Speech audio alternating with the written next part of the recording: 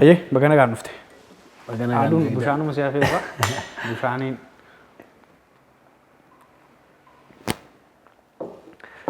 baga oobdii artiitti makamteen siin jedha bagana kan dhufte. Bagana kan eegdan. Aye. Kabajamtoota daawwattoota wiirtuu miidiyaa kun sagantaa keenya oobdii aartiiti. Sagantaa oobdii aartii jedhu kana keessatti egaa ogeessota aartii akkasumas ammoo dhimmoota aartii wal qabatan garaagaraa kaasneeti kan nuti irratti dhiyeessinu jechuudha. Har'a immoo keessummaa addaa tokko qabadhee isiniif dhiyaadheetiin jira. Keessummaan koo kun barsiisaa tiyaatiraatii akkasumas immoo barreessaa jabaa dhaloota maatii sana waliin turtii bareedaa ni qabaanna. Oobdiin aartii dhimmoota aartii garaagaraa irratti waggaa hojjetu ogeessota garaagaraa dhimmoota aartii adda addaa keessatti dhimbiibuu xiinxaluu waan fuulduraa egeree aartii Oromoo raaguu kan wal qabatu sin biraan keenya jechuudha. Har'as egaa keessummaa koo waliin dhimmuma kana irratti yeroo bareedaa yookaan turtii bareedaa kan waliin taasisnu ta'a. Haga xumuraatti akka nu faana taatanan isin affeera. Allalisaa Lamuutii ogeessi kaameeraa fi teeknikaa kan waliin jiru ammoo Firaa'ol Abiraam nu hordofaa. Ayyega mana keeti bagana gaan dhufte siin jedhu. Ayyee. Egaa jalqabuma oobdii aartii waggaa jennu dhimmoota aartii dur maatiin keenya baadiyyaa keessatti oobdii keessatti midhaan waggaa qulleessan bakki oobdii kun qulqullooftuudha adda waan baatuudha. Sagantaa kana irratti sama waan qulqulluute waan aartiif qulqulluute waan egeree aartii Oromoof kan gama barumsa ta'u kan gama wallee kan gama tiyaatiraa kan gama fiilmii wantoota achi keessatti qulqullaa'anii bahuu danda'an kan dhiyeessinuudha jechuudha. Waltajjii kana irratti argamuu keetiif maqaa daawwattoota wiirtuu miidiyaatiin hedduu si galateeffadha. Bagana gaan dhufte. Bagana gaan eegdani. Isinillee ulfaadha. Akkuma ati jette oobdiin bakka itti midhaanni calleeffamee qulqullaa'aansaa itti walitti qabamudha. Oobdiitti yeroo dhufan egaa abarakatuu jedhu. Asii amma maal akka hin jiru naagalaa hin jiru. Egaa wiirtuu miidiyaa immoo mana keenya. Mana keessatti illee bagana gaan dhufte siin jedha. Egaa har'a turtii babbareedaa akka waliin qabaannuun abdadha. Keessattuu ati kitaaba boo'icha jedhuun badhaasa gurguddaa akka Oromootti jiru odaa awaardiitiif akkasuma gaaddisaa awaardii kan waldaa barreessitootaa Oromootiin qophaa'e bara 2023 kan injifatteeti kan turte hunda dura baga gammadde waa'ee isaatiif. Baga waliin nu gammadde. Ayyee sanarraa illee waan dubbannu qabna achi isaan dura garuu waan aartii kanarraa waa muraasa kan waliin haasuuf nu ta'a. Egaa mee saayinsii isaarraa dubbanna ati ogeessadha barsiisaa tiyaatiraatis barreessaadhas waan taatee fi mee aartii waggaa jennu hariiroon ilma namaaf aartii gidduu jiru mee maal fakkaata sanarraa haa eegallu.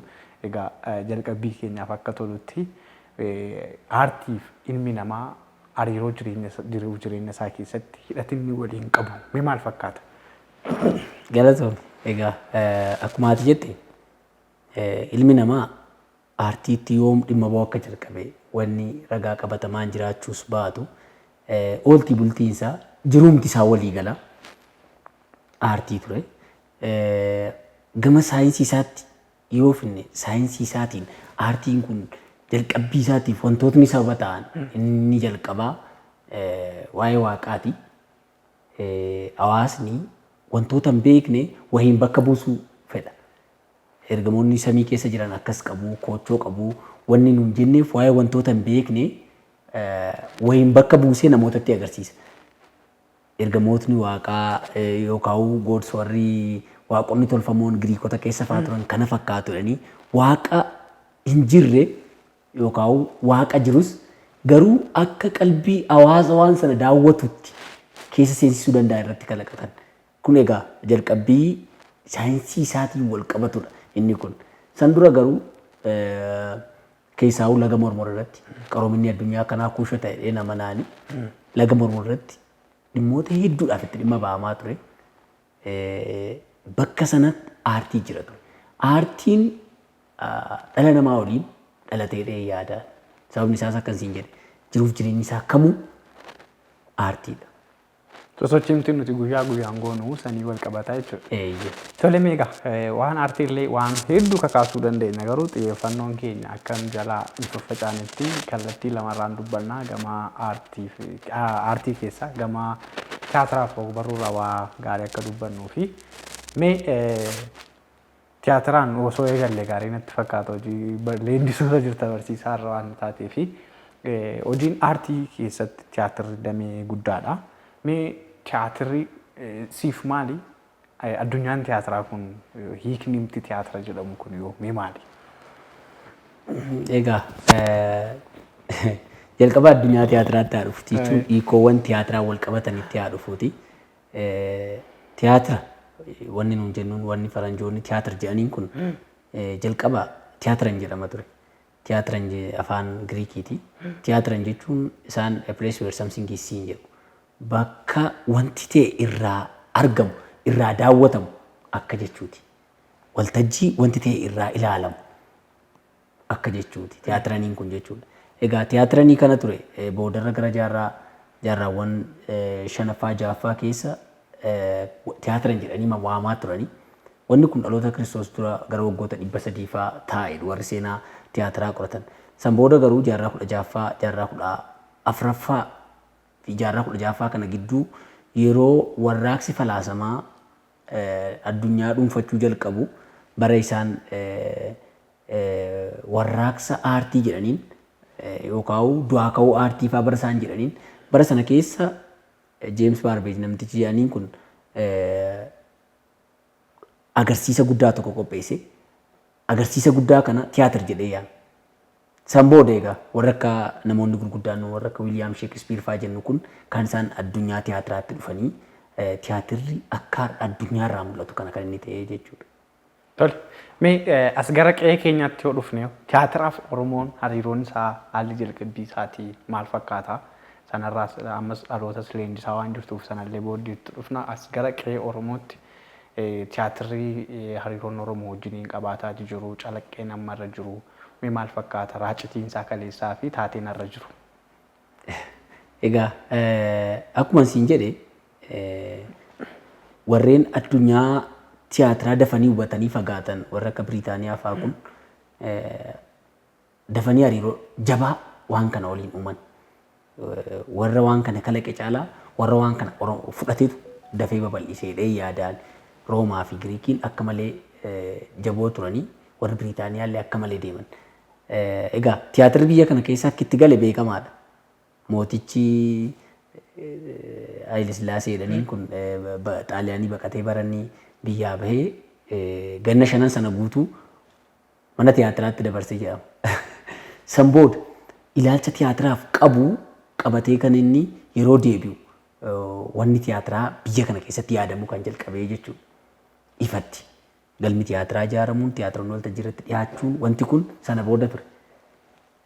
Egaa gama kan keenya tiyaatira Oromootti yeroo deebinu sirnuma sana keessa ture warra akka Maammoo Mazammir fa'aa kan isaan tiyaatira kana Oromoo wajjin wal barsiisuuf tattaafachuu jalqaban. Waldaan Maccaaf Tuulamaa waltajjiiwwan garaagaraa yeroo qopheeffatu achirratti diraamaawwan hojjetamaa diraamaawwan kana gara tiyaatiraatti guddisuu ilaalcha jedhu jira ture. Keessaawuu Maammoo Mazammir gama kanaan Hayilamaariyaam Gammadaa fi Maammoo Mazammir baay'ee ejjennoo guddaa qabu turan tiyaatirri dafee Oromoo biratti akka baratamuuf. Garuu sirnichi sun jara sana nyaate. Inumaa Beeraawi tiyaatirii irratti boombii darbachuuf yaaltaniidhaan dha ture. Adabbiin fannifamuu Maammoo Mazammir fa'aatti kan inni murteeffame. Maal sin jechuuf hin jedhee jarri sun warri isaan fannises hariiroon tiyaatiraaf Oromoo dafee akka hin jabaanne fedhu. Sababni itti barbaadamuu isaaniiyyuu kana ture. Sababni ajjeefamuu kanaa jechuudha. Maaliif tiyaatirri yeroo hedduu kuusaawwan duudhaa, kuusaawwan afoolaa qabatee deema. Wanni sun waan hawaasa dammaqsudha. Sirni uummata gabroomsee ammoo hawaasni isaa dammaqaa akka ta'u fedhu. Hawaasa joonjee, hawaasa masluufa kan inni barbaadu. Sababa kanaati Maammoo Mazammir fa'aa kan isaan nyaataman. San booda egaa Dooktar Hayilee Fidaa fa'aa bara birraan bari'ee kan isaan hojjechuuf yaalanii waltajjiitti agarsiisuun mijaa'aa ofiis baatu isaanis sirnoota sanaan nyaatamanii addaan citiinsa muraasa booda warra akka obbo Dhaabaa Wayyeessaa fa'aa immoo tiyaatira Oromoo gara waltajjiitti baasan jechuudha. Tiyaatira dukkanaan duuba booda tiyaatiroonni hiikaman warra akka Aseelloo fa'aa Faan Dhoofticha Gadoo kan obbo Hinseenee Makuriyaa fa'aa tiyaatiroonni gurguddaa jedhaman hiikamuun hojjetamuun warra akka obbo Diimaa Barraa fa'aa tiyaatira Oromoo keessa jiraachuun warra akka Dooktar Gammachuu fa'aa tiyaatira Oromoo keessa jiraachuun tiyaatirri Oromoo akka malee namoota jajjabaadhaan ol ka'e deebi'e. Boodarra garuu dhaloota keenyaan harkaa fuudhiinsi dhabamuutu mul'ata jechuudha.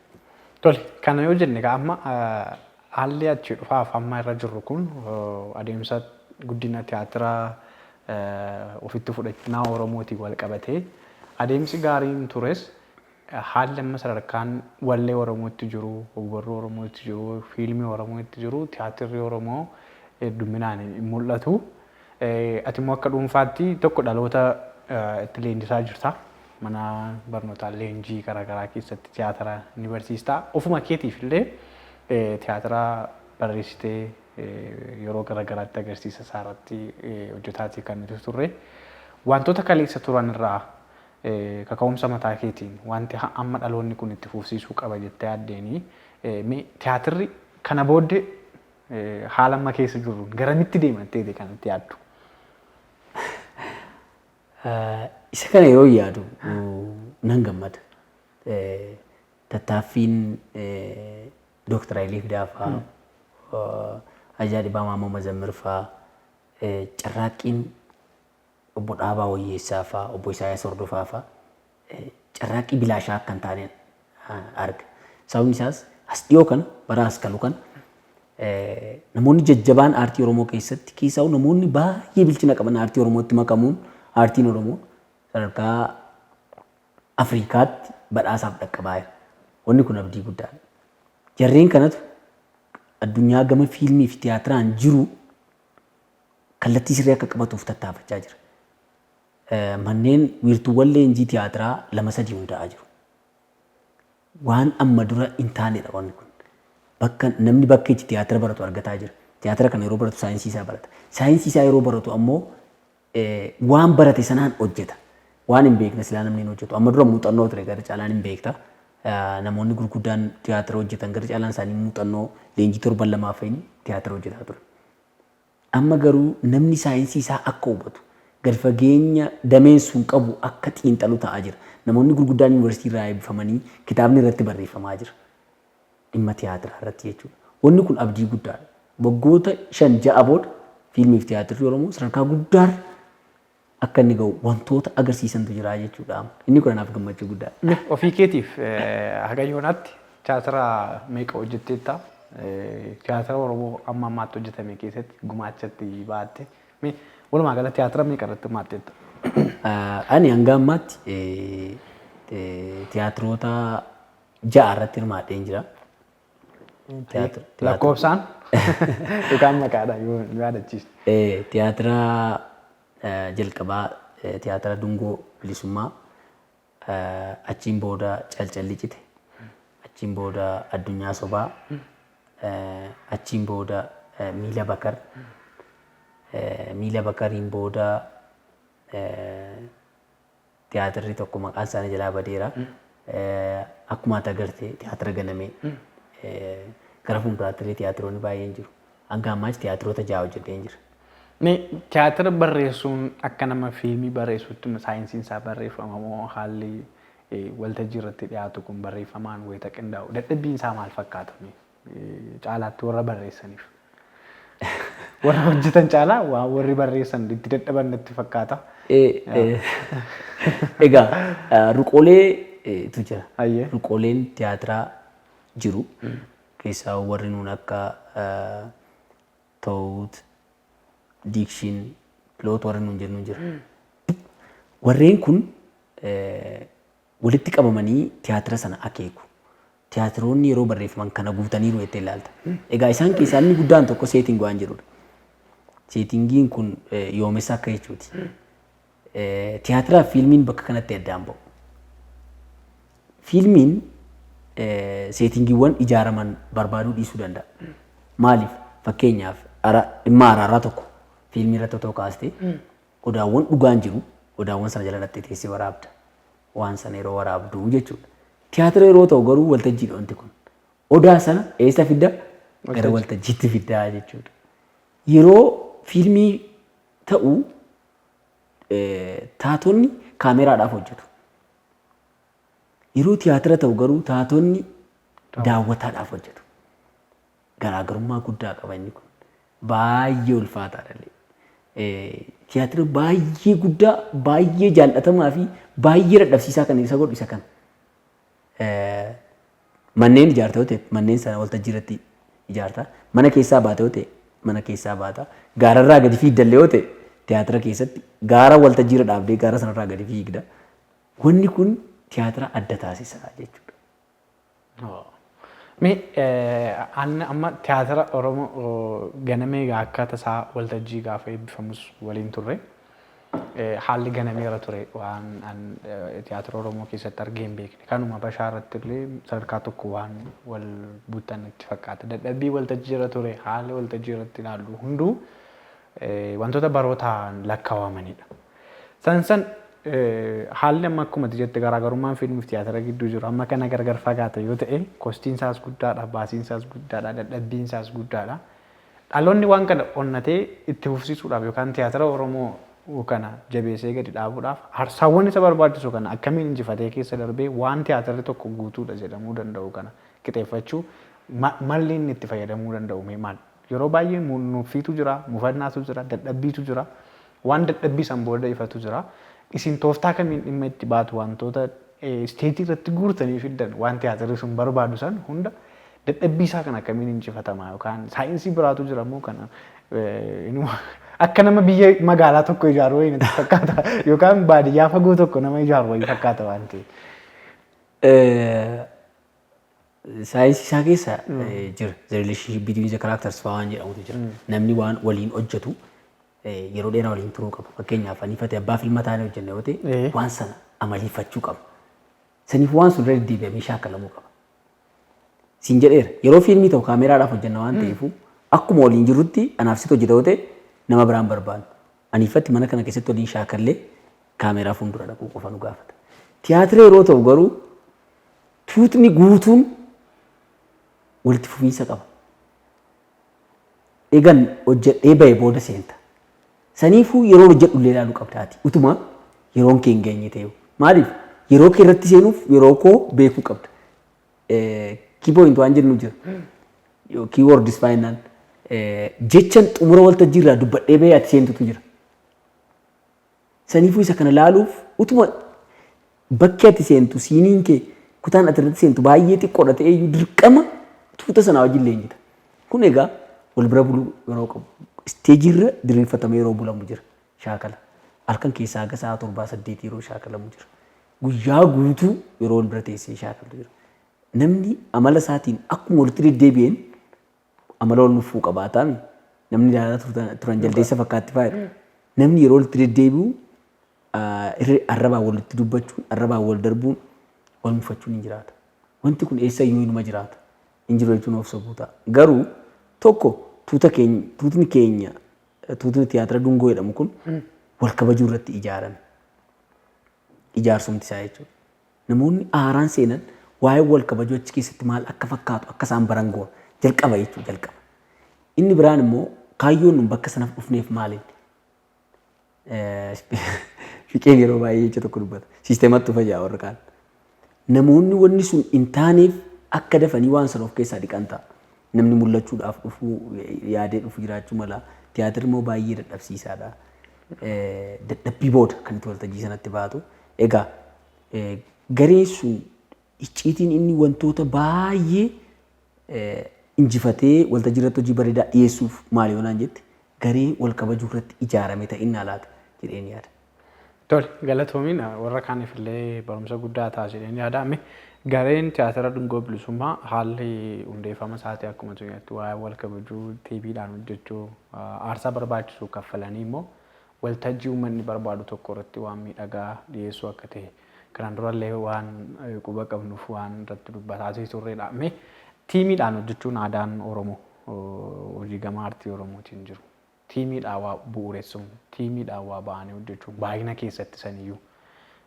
Aadaa hin baratamne turre amma aadaa isin fiddan tiimiidhaan hojjechuun kun tiimii gaariidha. Garee tiyaatiraa waliin hojjetu waliin mana leenjii kennu waliin bulu waliin nyaatu kana keessatti haalli isin gara fuulduraatti dhiibbaa ittiin geessisuu dandeessan yookaan chaalenjiin jiru maal fakkaata? Kallattiin gara fuulduraa garee tiyaatira dungoo maal fakkaata? Jara kana akkamittiin immoo ibsita uummataa keetiif waan jara kana yaadachuu qabnuuf jedheetanii kanarraa dubbannee gara ajandaa lammataatti adeemnu. Egaa akka jette waloon hojjechuun yeroo baay'ee akkuma gaarummaa qabaatu rakkoos ni qabaata. Yeroo baay'ee amaloonni wal hin dandeenye garee sana keessa jiraatu. Isa kana dandamachuun dirqama keessaa namni hojjechiisu jechuudha.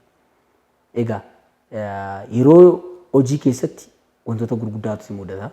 Wantootni sun irra darbama. Keessumaa wal kabajuu irratti ijaarame yoo ta'e inni siin jedhe sun jechuudha. Nuun wanni nuun waloodhaan yeroo hojjennu milkoofneef inni guddaan tokko wal kabajuun sun jira siin jedheera. Lammaffaan namni waan dhufeef akka baru leenjisnu jira. San qofa miti. Leenjii xiisamuu yeroo nuun kennisiisnu jira. Ogeessota adda addaa affeerree yeroo leenjisnu jira jechuudha. Egaa isa kanatu maal uume namoota gurguddaa garee tokko keessatti uume. Namoota baay'ee barreessan, namoota hojiiwwan gurguddaa barreessanii of harkaa qaban, namoota dandeettii adda addaa qaban. Wanni nuun ogumni nuun alaa barbaannu jiru. Namni barreessu jira, namni qajeelchu jira, barbaachisaa yoo ta'e namni waraabu jira, ogeessi kaameraa nu keessa guutuudha. Wanni kun gareen sun akka inni humna qabaatu godheera. Egereen garee kanaa maal ta'a ka jedhu ani inuma yeroo baay'een dubbanna waliin. Industirii aartii Oromoo taana jechaan deeman. Matuma keessaniif iyyuu. Matuma keenyaaf. Gara fuulduraatti amma gama tiyaatiraatiin wanni jiru gara caalaan saggoo keenya irra jira. Nus kana itti amanna. Waggaatti tokko tiyaatiraan qopheessina nu beekamaadha. Egaa yeroo akkas ta'u humni gurguddaan as keessaa burqu kun asumatti ijaarama taanaan gara indastiriitti sababni inni guddanneef hin jiru. Tiyaatira tokko hojjetanii dhiyeessuudhaaf waltajjii irratti yeroo hagamii nama fudhata qabii? Tiyaatira guutuu yookaan tiyaatira yeroo guutuu waan jedhamu jira.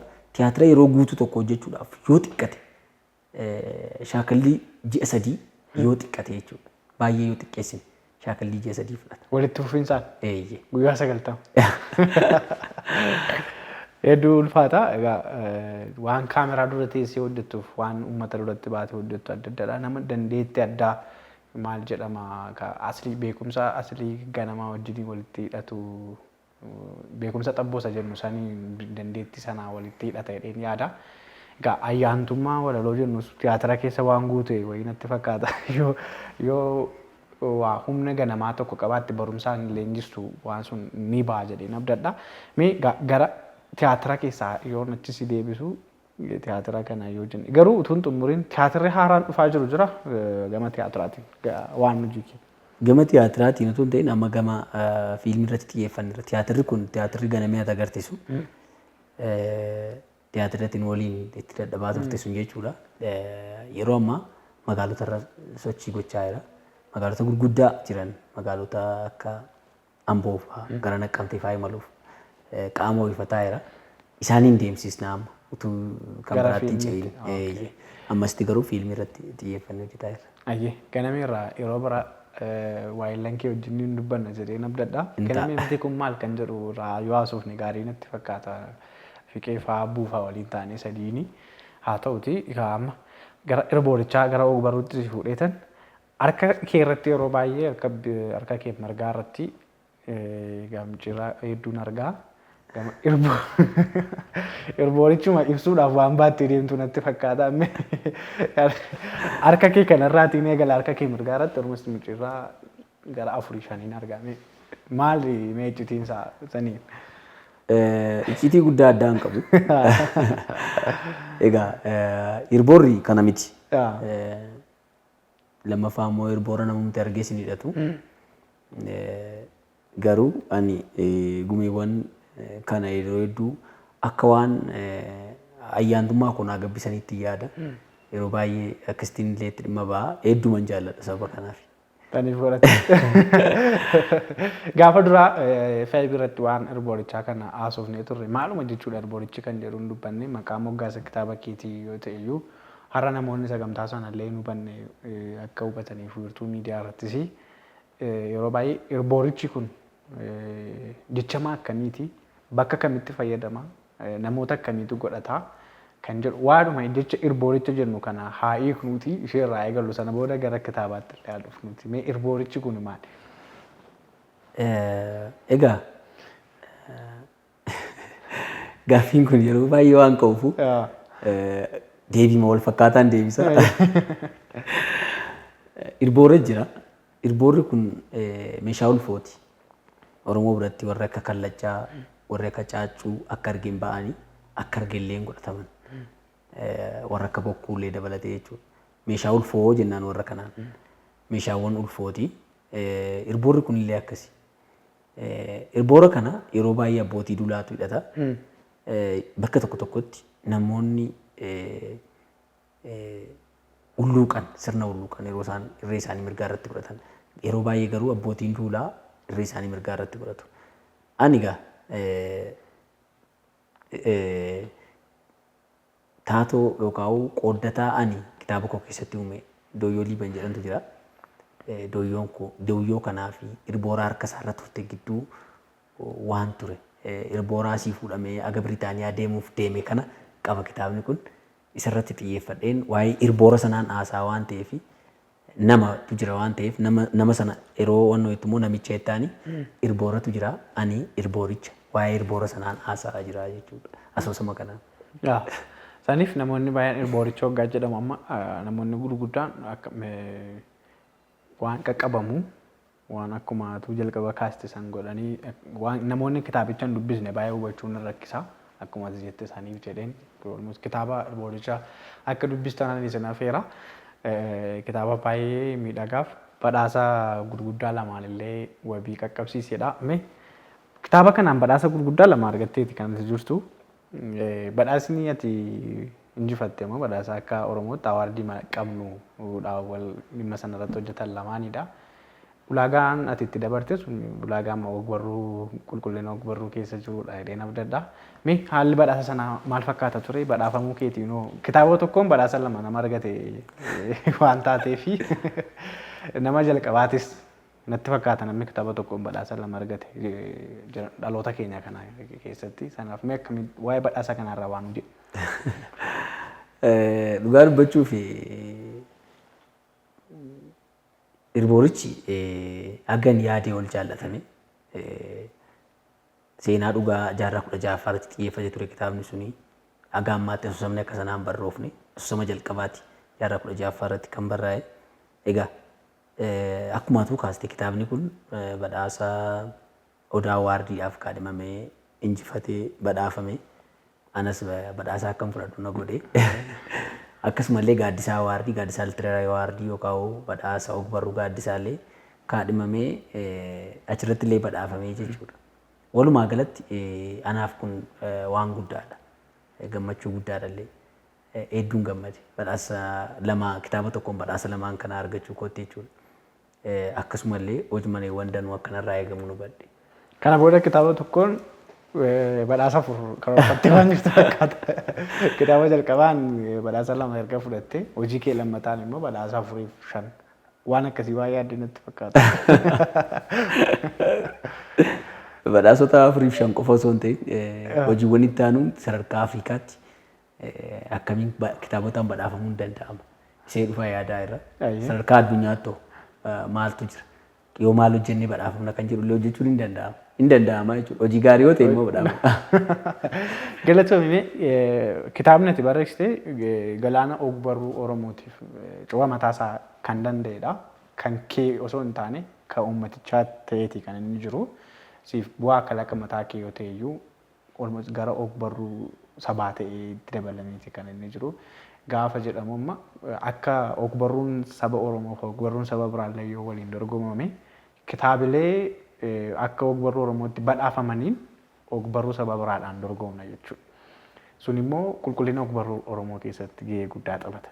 Mee waan qulqullina ogbarruu irratti akka barreessaa jalqabaatti ammoo hojii isaatiin qulqullinaan itti badhaafamee itti milkaa'aa jirutti qulqullina ogbarruu waggaa jennu ogbarruun maal isaatti qulqullaa haalli qulqullinni ogbarruu ittiin eegamu maal fa'aadha?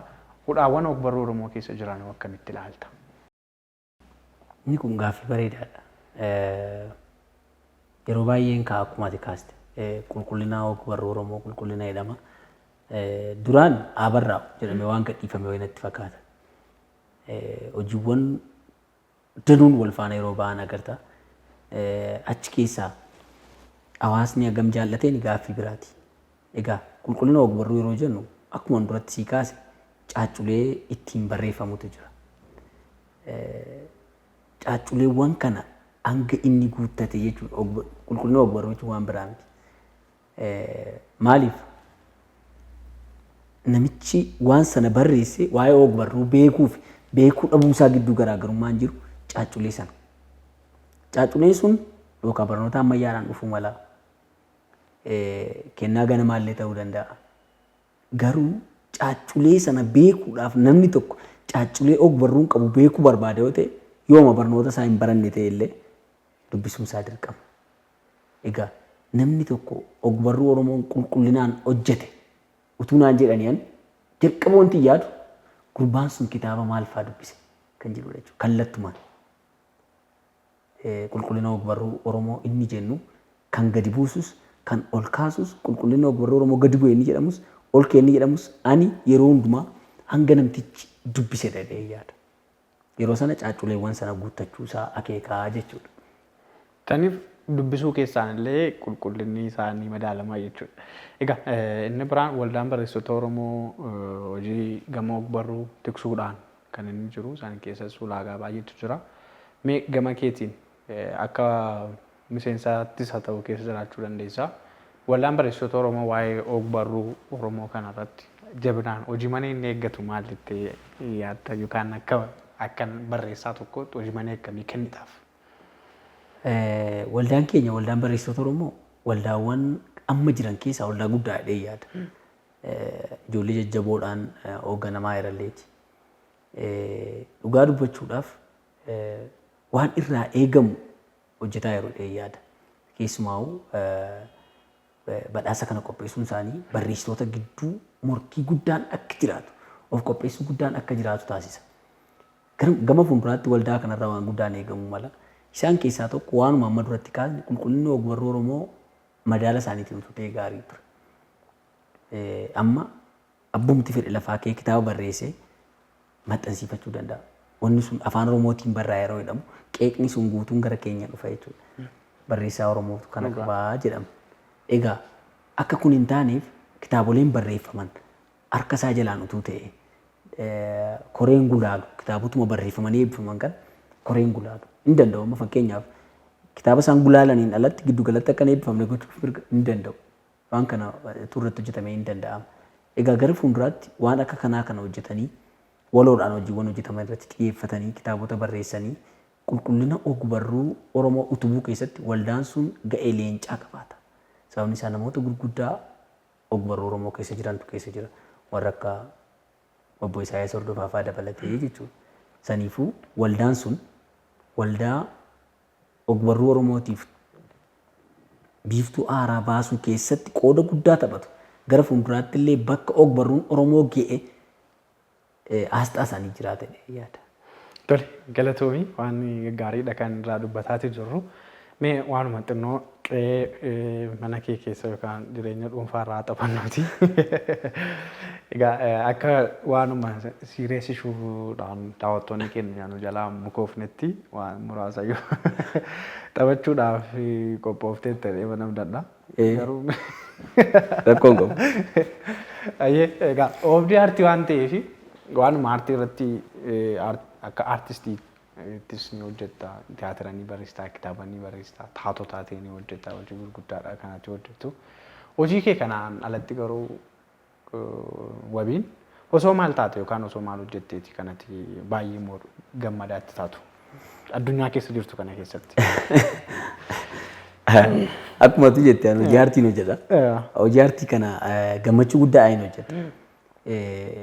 Hojii aartii kanaan alatti maal hojjechuu feeta? Otoo hojii aartii hojjetaan jirtu ta'ee maal hojjechuu dandeessa? Fedhiin kee inni lammaffaan maalitu naan jedhanii ogeessa fayyaa ta'uu ture. Ogeessa fayyaa. Innis hojiidhuma aartii hojii waan wal qabatu natti fakkaata. Dadhabbiinsaa fi mee maaliif filatta hojii ogeessa fayyaa ta'u? Akka carraa ta'ee leenjii tokko leenjiin ture. Leenjii baatiiwwanii 10 turu leenjii tokko. Caregiving jedhama barnoonni suni. Kolleejjii saayinsii fayyaatti leenjii sana. Yeroo sana baay'ee nama hojii fayyaa kana. Maaliifi waaqatu si uume egaa waaqni si uume immoo ogummaa sana baratta. Ogummaa sana barachuu keetiin ati namoota tokko biratti akka waaqaatti yeroo abdatantu jira. Maaliif namni onneen isaa dhukkufate tokko sitti kennee na yaali jedhee si bira dhufee yeroo ciisu na fayyisa jedheetu sitti amantii guddaa sirraa qabaataa jechuudha. Qaama isaa kana guutuu wanta barbaadde gochuu dandeessa.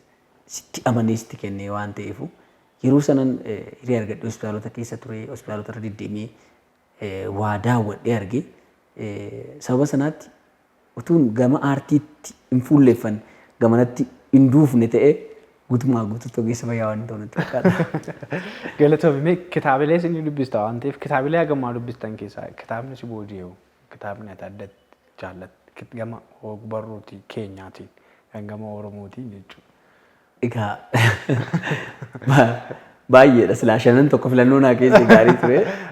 Lamuma siifaa kenna. Addatti ogbarruu Oromoo keessatti kitaabni ani baay'ee dhaadheessu baay'ee jaalladhu. Inni tokko kanuma hangafootaan siif hima kan obbo Dhaabaa Wayyeessaa Gurraacha Abbayyaadha. Ani godaannisa caalaa Gurraacha Abbayyaa baay'een jaalladha. Baay'een jaalladha. Baay'uma natti tola. Gurraacha Abbayyaa baay'een jaalladha. Obbo Dhaabaa illee baay'een isaan mararsiifadha. Egaa yoo carraa lammaffaa naa kennite nama baay'ee illee barreessudha.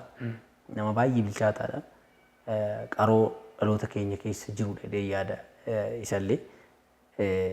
Yaasoo Kabbabaa Hordofaa kitaabota isaa baay'een jaalladha. Akkaataa barreeffama isaa illee baay'een jecha. Kitaabalee hunda isaa innaa reegan isaa moo shira jenna moo? Shiras dibaas walumaa qaba. Tole yeroo waan nama ati waan dhaabaa waa'ee Gurraacha Abbayyaa naan jettu waa yaadadhe duddubattee si deebisa waanuma barru. Namoonni keenya kitaabilee ammaa hedduutu barreeffama waan ta'eefi dhaloonni amma waan hin hojjetu kana gatiitti kennuu dhabanii yookaan hojii isaanii ilaalanii xiinxalanii taa'anii dubbisuu dadhabuu irraa kan ka'e kitaabni dura fi Gurraacha Abbayyaa fa'aa wabii fa'aa godaannisa fa'aadha kitaabni dura fi barruun namaan jiru. Sababa namoonni akkas jedhaniif tarii barreessitoota har'aatu waanuma Gurraacha Abbayyaa gitu waanuma godaannisa gitu waanuma hawwii gitu barreessuu dadhabeeti moo namoonni keenya sababa dubbisuu dhabuutiin yaada waliin madaalle kana kaasu jettee yaaddame. Si mudateen beeku waan akkasii? Irra deddeebi'ee na mudateera. Sadiif jedhee. Irra deddeebi'ee na mudateera. Yeroo baay'ee na quunnameera illeedha. Akkuma ati kaaste namoonni kitaabni dura fi yeroo isaan jedhantu jira. Egaa nus akkasuma jenna turre. Garuu dhugaa adiyyoon tokko jirti. Dhugaan kun maal inni waa'ee wanta hin argine hin beektu. Wanti ati beektu waa'ee wantoota argitee qofa. Wanti ati dubbachuu dandeessu illee waa'ee wantoota argitee qofa. Tokko namoonni akkas jedhan dhiyeessii kitaabaan arganne ta'uu mala. Kitaabolee amma ba'aa jiran hin argine ta'uu mala.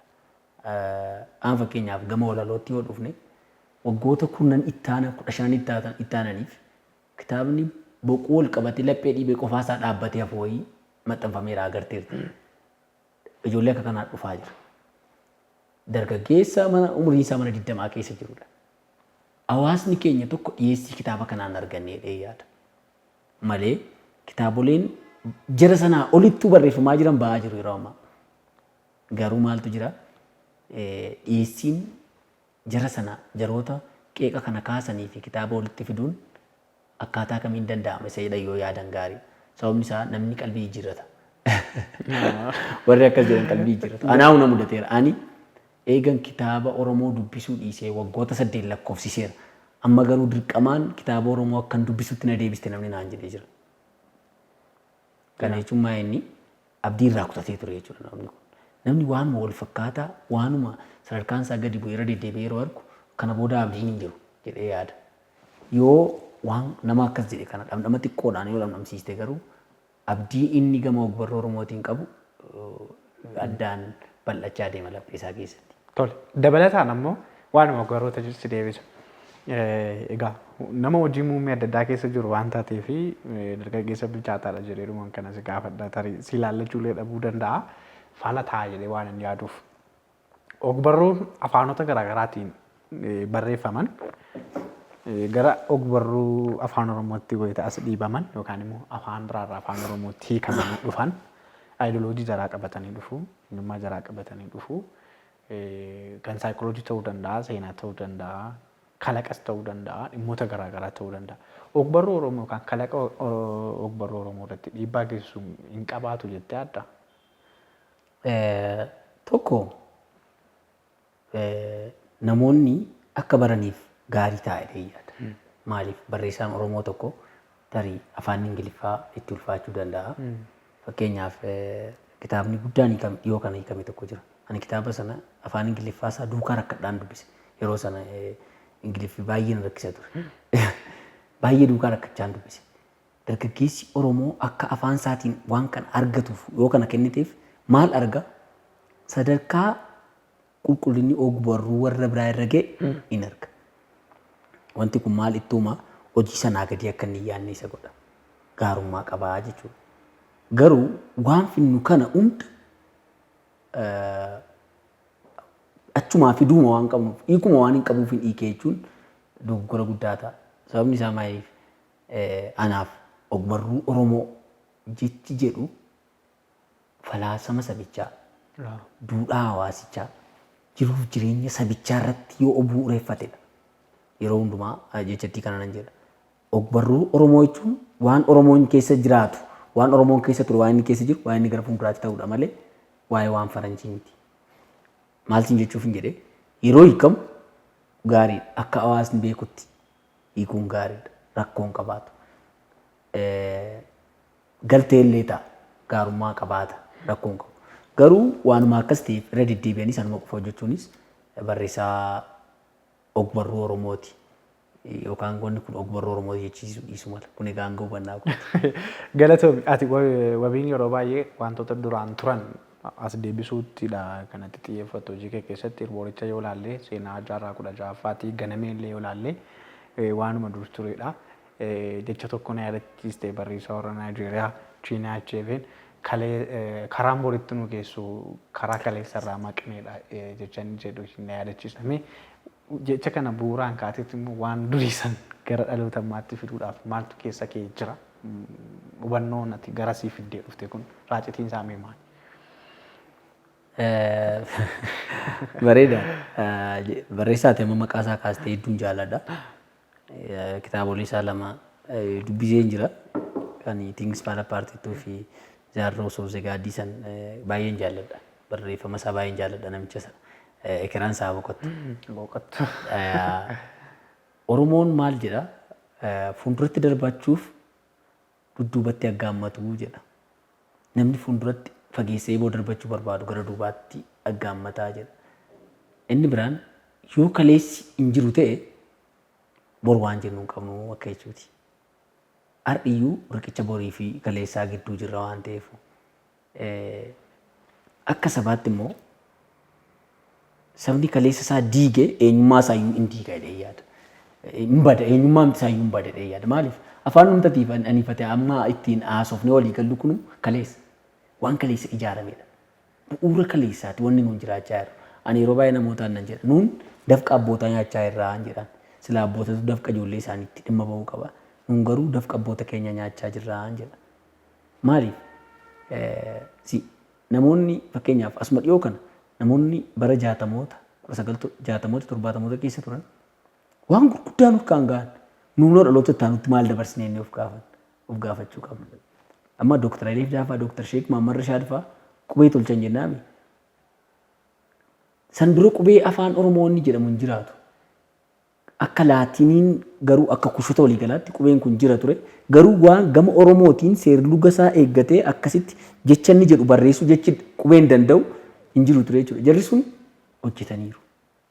Egaa waa'ee isa borii yaadna yeroo ta'e yeroo hundumaa waan kaleessaa yaadachuu qaba.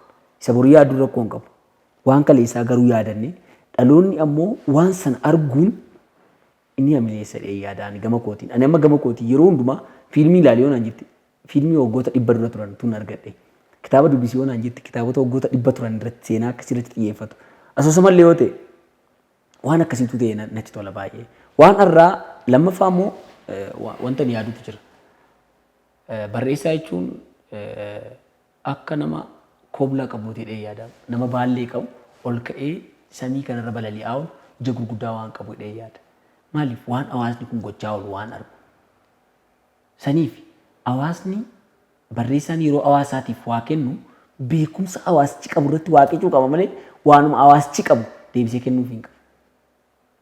Egaa namni ani sababa kanan yaada. Namni irra jiru waan kaleessaa sana guutummaatti hubannoo wal fakkaataa hin qabu. Gama Oromootiin immoo seeneffamni wal fakkaataan jiraachuu dhabuu danda'a. Seeneffama waloo wanni jedhamu waan wal fakkaatu kana caalaa isaa qabaachuu dhiisuus dandeenya. Wanna sana yaaduun waa'ee waan sanaa hojjechuun yeroo hundumaa dhaloota kanaaf bu'uura ta'a jedheen yaadaan. Isa kanaaf Irboorichis seenaa waggoota 500 duraa ganameen seenaa waggoota 186 duraa miila bakarallee seenaa waggoota 135 duraati hojiiwwan koo gara caalaansaa waggoota 100 gara duubaatti achi deebi'aniitu. Tole.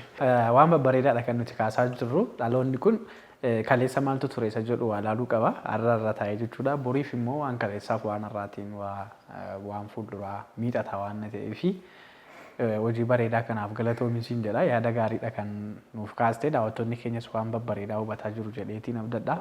Egaa ati dargaggeessadha. Umuriin dargaggeessaallee miidhaan kee umuriin kee meeqa jedhanilleedha. Fuutee mana qabdaa? Dhadha manaa qabdaa? Wabi. Gaaffiiwwan kanarra utaaluu qabda turte. Tarii namni si ilaallatu yoo jiraate sin beekamu. Rakkoon qabu. Ani fuudhee jira. Manan qaba. Umrii koo isheetti garuu 60 geenyedha. Maaliifin kana siin jedha mana jireenya kee keessatti wanti ati akka mana keetitti akka hojii kana baatee itti galtutu jira. Namni mana qabu manaa qabu hojii ogbarruu keessa jiru hojii aartii keessa jiru dadhabbiin isaa hedduudha. Saniifan si gaafadhaadha mana qabdaadha manaa qabdaa maal kana siin jedhu namni akka cimina keetiin dargaggeessa gaafa taatu namni keenya bor mana koo hin jedhu siin jedha. Saniif yoo mana dhaabbanne ta'e mana dhaabbate siin jechuudha. Fi dhaabbattee akka dhaabbateedha. Galatoomii egaa dhumarratti waan carraa biraan siif kenna. Egaa gama walaloorraan dubbanne natti fakkaata gayyoonaatti. Walaloonis hojiidhuma kana keessa jira waan artii kana keessa. Carraa kanatti fayyadamee filannoodhuma wayiisii kenneen goolamna yeroo keenyatu nu jalaa dhume waan ta'eef silaa waan walaloo irratti waan baay'ee dubbanna turre walaloon Oromoo yookaan walaloon saayinsii walaloo maal kana yoo jenne waan baay'ee kaasuu dandeenya. Mee walaloo dhaggeeffachuun jaallattaa asii walaloo ofii keetiif yookaan dubbisuu jaallattaa kitaabileessa. Dhugaa dubbachuuf dhaggeeffachuu baay'een jaalladha. Baay'ee natti tolallee. Namoonni barreessan akkatti barreessan qabu dubbisuu caalaa utuun dhaggeeffadhee natti tola walaloo. Sababni isaas amma walaloowwan nama muraasaa dhaggeeffadheera. Warra akka Obbo Zalaalama Barraafaa, warra akka Looreet Tsaggaayee Gabramadiin fa'aa walaloo isaanii baay'een jaalladha. Walaloo isaanii kitaabarraa dubbisuu caalaa dhaggeeffachuun baay'ee lubbuutti tola walaloo sana. Baay'eenas baay'ee na gammachiisa. Anis kana maaliifin dhaggeeffachuun jaallattaa siin jedhee kitaabilee walaloo hedduutu jiru akka kan keenyatti kan nama barreeffamanis. Garuu dhaloonni keenya akka Tsaggaayee Gabramadiin fa'aas waanuma muraasaadha kan isaan kaanii malee jabeessanii waan barreessan waan keenya. Kan waan babbareedaa lafa kaa'e Obbo Zalaalama Barraanatti fakkaata agammaatti.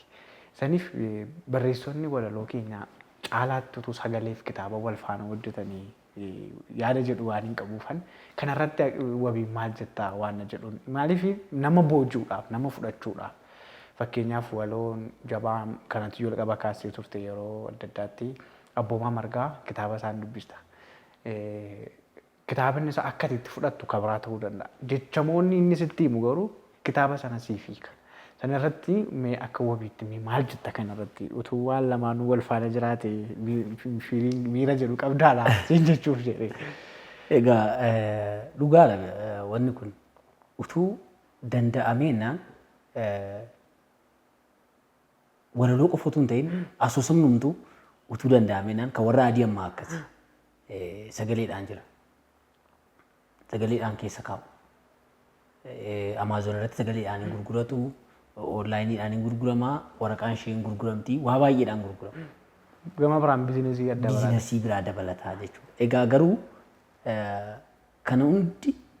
kan hunda maaltu murteessa? Humnatu murteessa. Malee akkuma ati jette kitaabota walaloo baay'ee qabna. Namoonni nama tokko mee kitaaba walaloo meeqa dubbistee gaafadhu ana dabalatee jechuudha. Ani amma kitaabota baay'ee nan dubbisa. Kitaabota walaloo garuu aga isa waltajjii irraa dhaggeeffadhu naaf hin ga'u. Kana jechuun maa inni akkan itti dubbisaa jirutu sirrii miti jechuudha. Akka namtichi itti barreessetti miti. Sababa kanaa utuun kana agan dubbise dhaggeeffadhee yaada yeroo baay'ee. Gaaffii bareedaa kaastee gara fuulduraatti warri industirii sana keessa damee sanaa warri jiran nu dabalatee ifutti yaadame gaarii. Hojii manee hundaati. Hojii manee hunda keenyaati. Galatoomii ofii koo egaa waan baay'eedha kan nuti kaasne wiirtuu miidiyaa dhuftee aarsaa hedduu kafaltee istiidiyoo keenyatti waan dhufteef maqaa daawwattoota wiirtuu miidiyaatiin hedduun si galateeffadha. Garuu dhumarratti walaloo ni jaallattaa, barreessuu ni jaallattaa, fiilmii, tiyaatira waan kana keessaa waan baay'eetu jira. Sirballee haa ta'u hin kaasne daawwattoota keenya waa jabaanuun jettee afeerraa keetiin daawwattoota keenya biraa waa geennee kan osoo gargar baanee waan na jedhu afeerraa keetiin walaloo ta'uu danda'a, sirba ta'uu danda'a. Daawwattoota keenya waa yoo nuu jettee wayyaa silaa tiyaatira asirratti jennee gaarii ture. Har'a saayinsii isaarraa dubbataa waan jirruudhaa fi boristaan garuu dandeettii kee agarsiisaa irraa dubbanna jedhee nam dadha. Afeerraa keetiin waa akka irra nu buustu barbaade. Silaa walaloo obbo Zalaalam fa'aa qabadhee jedhee natti tola ture. Garuu walaloo isaanii utuu jedhu tokko utuun dursee yaade ta'e guutuu ishee qabadhee jedhee natti tola ture baay'ee.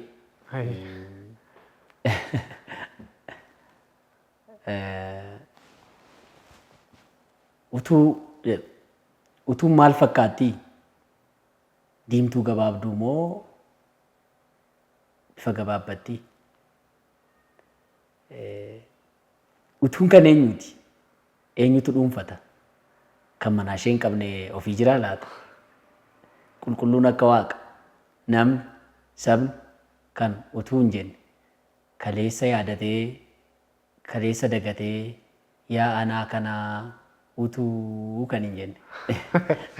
Daawwattoota keenya walaloo bareedaa kana kan obbo Zalaalem Abarraa fedhii isaati yookaan immoo afeerraa wabii yookaan keessummaa keenyaatiin isin biraan geenya dhumarratti jechuudha. Egaa utuun kun waan kaleessaatiinis waan wal qabatuu fi hojiin keellee hojii kaleessaa irratti fiduudhaan waan ittiin beekamaati jirtudha. Gaafa afeerraa kee kana nuti daawwattoota keenya biraan ni geenya nullee irra deebinee dhaggeeffannaa hedduun si galateeffadhaa dhaamsa yookaan ergaa waan qabaattu carraa dhumaa siif kenneen gara obbo Zalaalemitti daawwattoota keenya walaloo utuudhaan ceesisnaati carraa taasii kenneera. Ayyee galatoomaa. Dhugaa dubbachuuf warri wiirtuullee hundeeffama keessan irraa kaastanii quban qaban ture. Istuudiyoo akkas bareede hundeessitanii mana bareedaa kanatti waan na affeertaniif guddaa galatoomaa jechuun barbaada dura irratti. Dhaamsi koo namoota gama ogbarruu keessa jiranii utuun waa jedhee natti tola. Maalni namni yoo jabaate wanti inni irra hin geenye addunyaa kana irratti namoota laafoo qofa waa'ee yaadanii utuma yaadanii warri ciisanii du'an. Namoonni jajjaboon waan yaadan fiixaan baasanii milkeessaniiti addunyaa kanarraa duwwaa ta'anii kan isaan du'an waan gochuu qaban lafarratti godhanii jechuudha. Oromoon illee ofitti jabduun dhirsan dhabduu jedha. Boosettiin of gatteet dhirsa kootu nagatee jettifaa jedha. namni yoo ofiisaa jabaate qofa namoota biraa biratti jaallatamummaa barbaadamummaa illee qabaata. Jalqaba namni waa barreessu keessaa namni ogbarruu keessa jiru dhaamsa koo kanas laa dhaggeeffatee natti tola. Jalqaba yeroo hundumaa jabeenya keessoo fi jabeeffachuun dirqama. Inni kun utuu hin barreessin dura ta'uu qaba. Kitaabni tokko barraa'ee sirriitti waa'ee waan sanaa akka jabaatee namichumti barreesse waan sana akka hubatuuf yoo xiqqate kitaabota 200 300 seecca'ee waan sanaa wal fakkaatu barbaadee yoo dubbise gaarii jedhee yaada. Warri barreessitan barreessuun baay'ee ayyaana guddaadha. Ayyaanni guddaa kun kan inni ittiin damboobu kan inni ittiin mana keessa bulee ganamaa galgala jeekaruu danda'u yoo dubbifamedha. Dubbisuun hojii bareedaan akka dhufu nama taasisaa sirriitti dubbisaa jabaadhaa jechuun barbaada. Ayyee galatoomii dhaamsa keetiif hedduu si galateeffannaa nullee egaa yeroo bareedaa waliin qabaanneef maqaa daawwattoota Wiirtuu Miidiyaatiin hedduu si galateeffadha. Ulfaadha. Galatoo. Kabajamtoota daawwattoota Wiirtuu Miidiyaa turtii nuti barreessaa wabii waliin taa'isaatii turre kana fakkaataa waan nu daawwattaniif hedduu si galateeffannaa. Kun qophii keenya Oobdii Aartiiti. Oobdii Aartii keenyaatiin dhimmoota kanaaf kana fakkaataniif kanneen biroo as keessatti kan seecaanuu fi kan keessatti xiinxalluu ammoo waa garaa keessanillee kan keessatti isiniif dhiyeessinuudha. Itti bashannanaa, itti bohaaraa yeroo gaarii akkan waliin qabaattan abdii guddaadha kan nuti qabnu. Wiirtuu Miidiyaa imala itti aanuu jechuun egaa hojii isin qabdan waan hawaasicha fakkaatu waliin yeroo hundumaa imallee itti fufaa. Lalisaa Lamuun ture. Waayilii koo gama ogummaa kaameraaf teeknikaatiin waliin ture ammoo Firaa'ol Abrahaamii. Gama kanaan nagaa isiniin jennaa utuun kunooti. Itti dhiyaadhaa gama keenya nagaatti.